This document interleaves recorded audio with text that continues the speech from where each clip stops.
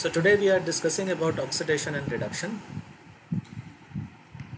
We won't be going into complete details because the concepts of oxidation and reduction are such that many things uh, with respect to oxidation and reduction are beyond the scope of our course, that is course of class 10th. You will learn more about them when you go to higher classes. We'll restrict our discussion to only what is there in your syllabus. So in order to do that, we go on to your NCERT book and we just take up this definition from here, what is given over here, and we are going to simply use that definition. Okay, so this is what is given in your book and we are going to use it. So let me read it out. If a substance gains oxygen and loses hydrogen during a reaction, it is oxidized. And if a substance loses oxygen or gains hydrogen during a reaction, it is reduced. So we can say that this process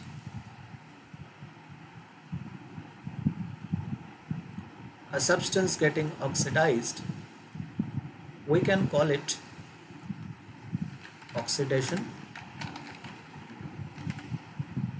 right?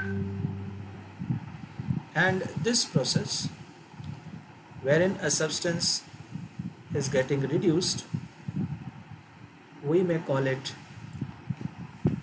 reduction. And a substance, when it gets oxidized, actually helps in the process of reduction, and a substance when it gets reduced, it helps in the process of oxidation. We shall see that very soon.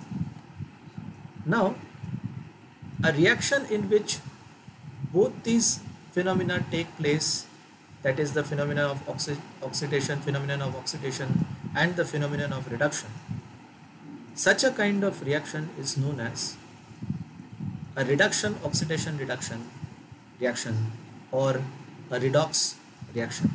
So a reaction in which both oxidation and reduction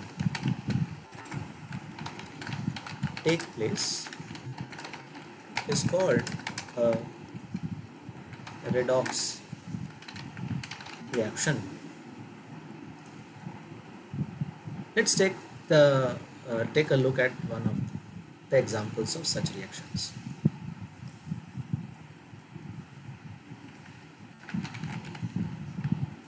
Copper oxide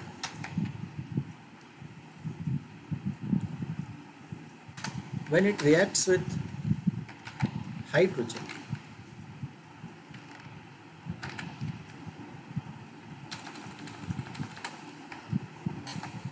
gives metallic copper and water is formed. Okay. So you see, in this reaction, what is happening is copper oxide is losing oxygen and the result is the formation of metallic copper. While on the other hand, hydrogen, it is gaining oxygen and the result is the formation of its oxide, that is water. So we can say that here actually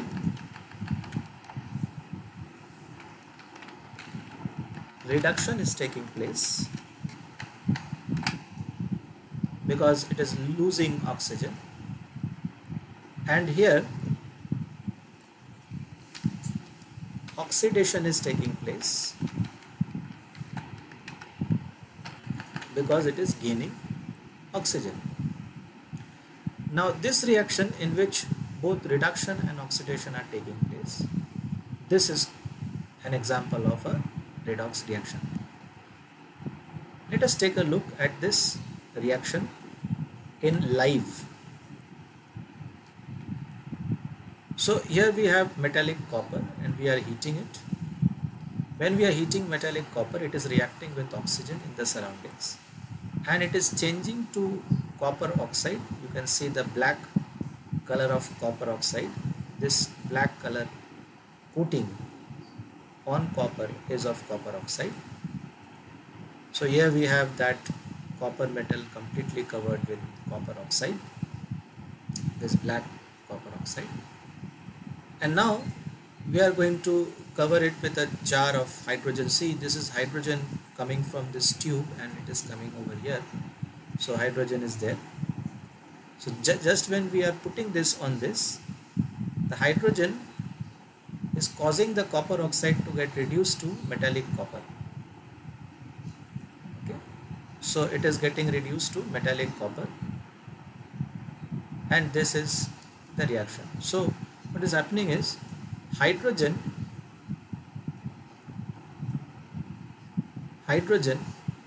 is actually reducing copper oxide to copper, and if we are removing this, since it is hot, so it is again reacting with the oxygen in the atmosphere, it is turning black again.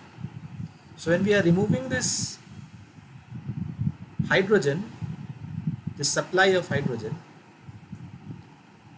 the copper is again turning black because of reaction with oxygen, forming copper oxide. And when we are covering this with hydrogen, again hydrogen is reacting with copper oxide, causing a reduction of copper oxide, and we can see this metallic copper here. On the other hand, hydrogen also is reacting with oxygen and water is formed. There will be drops of water on this glass on the inner side. That is not visible here. You may see some drops of water over here, and that is because of oxidation of hydrogen, right? So that is the reaction which is taking place. Now, an important thing that we should note in this is that in this reaction, copper oxide is getting reduced to copper. Now the substance which is getting reduced is supplying oxygen to hydrogen, which is in turn getting oxidized. So here we have actually copper oxide is getting reduced to copper, and so copper oxide is supplying oxygen to the substance that is getting oxidized, which is hydrogen in this case. So we say that copper oxide is an oxidizing agent.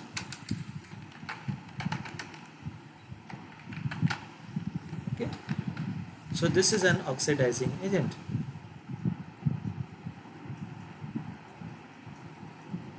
Similarly,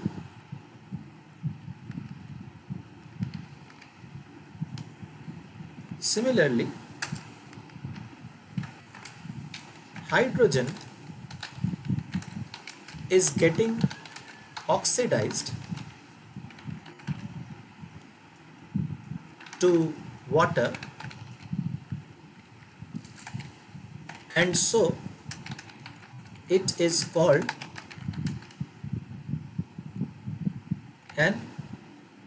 a reducing agent,